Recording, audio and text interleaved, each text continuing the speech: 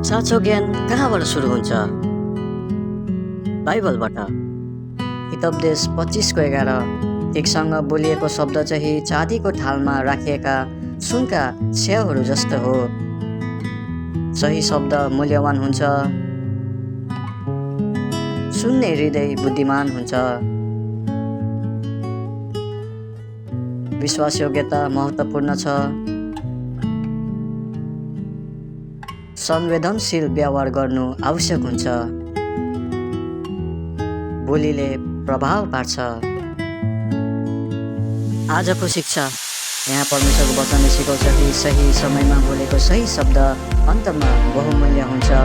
बुद्धिमान मानिसले केवल बोल्दैन तर सुन्नु पनि जान्दछ। विश्वासयोग्य मानिसले अरूलाई बल दिन्छ। दुःखमा भएको व्यक्तिसँग संवेदनशील व्यवहार गर्नु आवश्यक हुन्छ।